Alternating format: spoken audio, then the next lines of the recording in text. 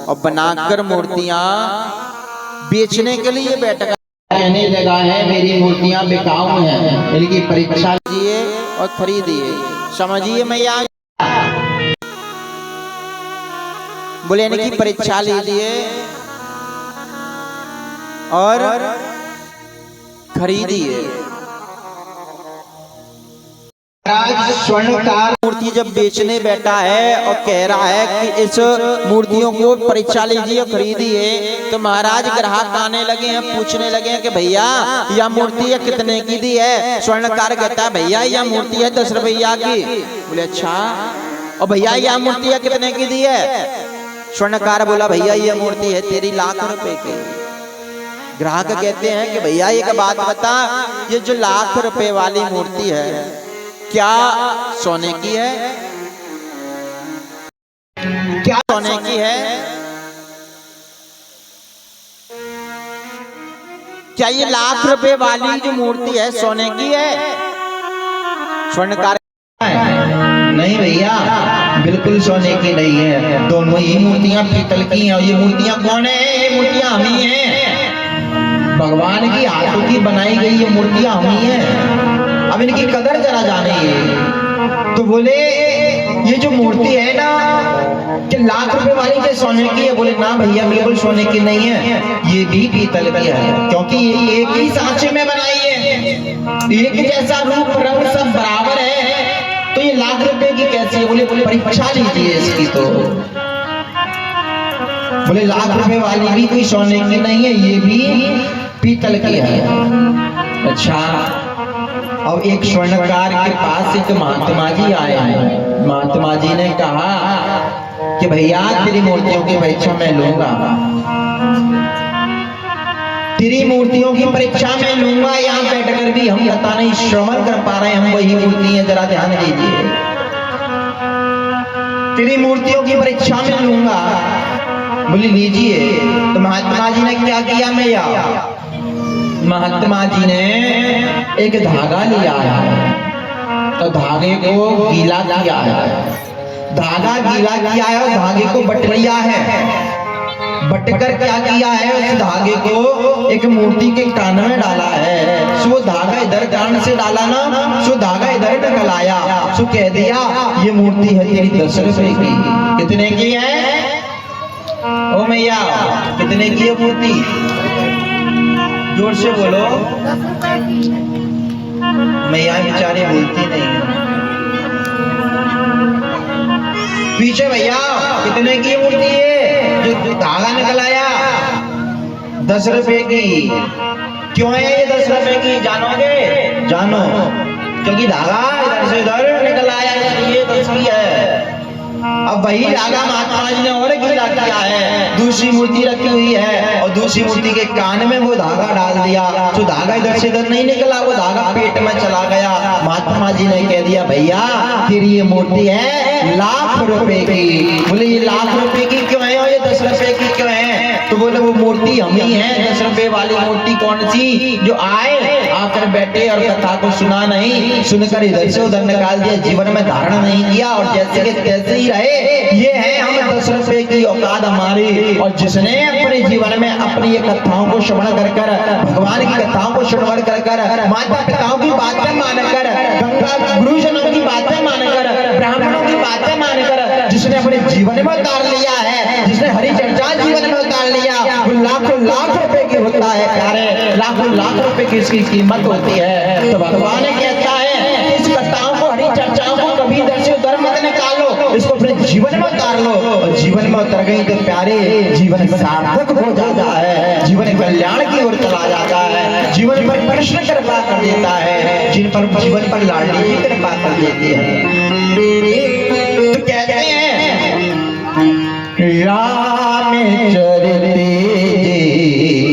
सुनती अघाई, राम चरिते सुनती अघाई, राम चरिते सुनती अघाई, ओ राम चरिते सुनती अघाई, राम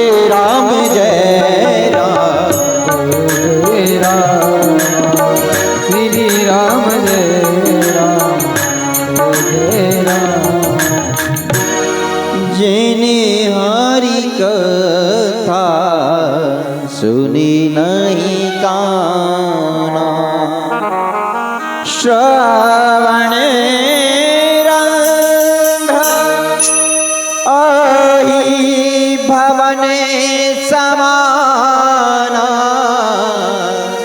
श्रवण रंध्र भवन समाना। तो कथा कहती है कि जिसने चर्चाओं को सुनकर इधर से उधर निकाल दिया, जिसने जीवन में ग्रहण नहीं किया, वो जीवन बेकार है। और जो ये कहता है कि महाराज हम तो बहुत कथा सुनते हैं, तो रसिक क्या होता है, रसिक का अर्थ क्या होता है, रसिक माने क्या होता है? रसिक वो नहीं जो एक बार कथाएं सुनी, दो बार कथाएं सुनी, मन भर गया, मन भर गया, ये रसिक नहीं होते हैं। देखिए एक बार हमारे महात्मा जी के लिए, बाबा जी के लिए जोरदार तालियां बजा दीजिए।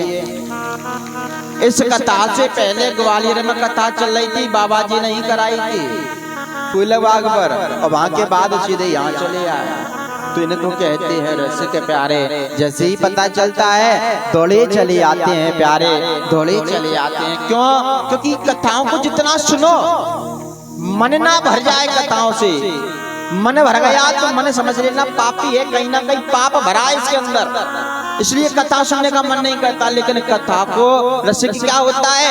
जो कथा को एक बार सुने, दो बार सुने, जितना सुने उतना प्यासा बन जाए प्यारे, वही रसिक होता है, वही सच्चा भक्त होता है, वही सच्चा श्रोता होता है, वही सच्चा प्रेमी उस कृष्ण का होता है प्यारे।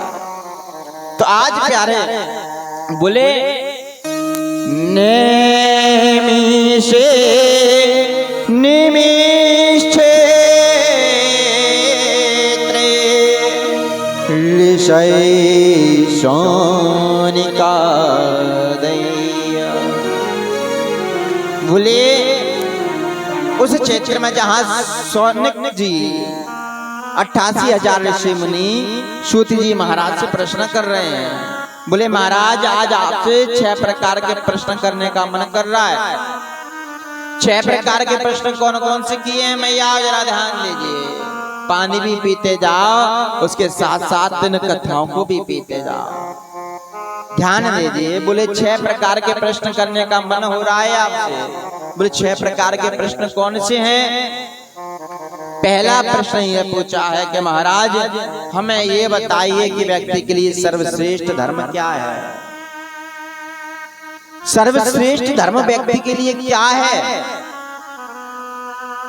और दूसरा प्रश्न ये है कि हम देखो मंदिर जाते हैं, अरे ओ मैया मंदिर जाते हो ना भोले बाबा ढालने, एक लोटा जल समस्या का हल सीख गए हो क्या? जाते हो ना मंदिर? तो जरा ध्यान दीजिए, हम मंदिर जाते हैं। दूसरा प्रश्न ये हुआ कि हम मंदिर तो जाते हैं लेकिन हमें ये नहीं पता कि देवता श्रेष्ठ कौन सा है, हम किसकी पूजा करें, पूजा हमें किसकी करनी चाहिए, ये समझ नहीं आता है, ये समझ नहीं आता।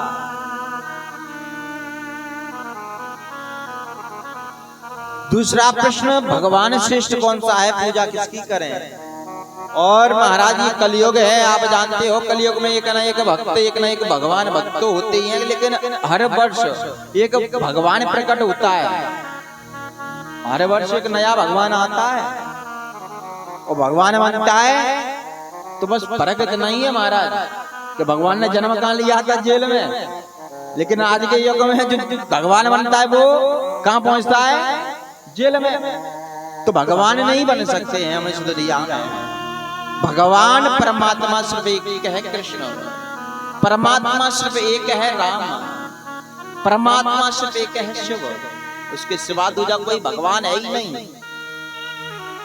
इस दुनिया में आए हो ना तो भगवान मत बनना, बचना भगवान बनने से। और भगवान बन गए तो बस गिनते रहना।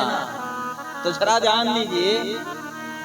अब महाराज तीसरा प्रश्न ये है कि भगवान तो अजन्मा है, तो भगवान जन्म क्यों लेता है। चौथा प्रश्न ये है कि भगवान के अवतार कितने होते हैं। अभी प्रश्न पूछते जा रहे हैं, उत्तर मिलेंगे, उत्तर मिलेंगे।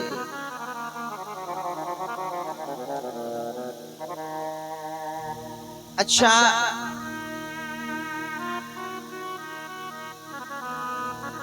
जब तक देखो पानी पिला रहे हो तुम, पानी पिलाओ।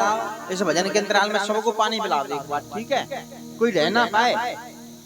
हाँ जी, तुम पानी पियो और मस्ती में झूमो।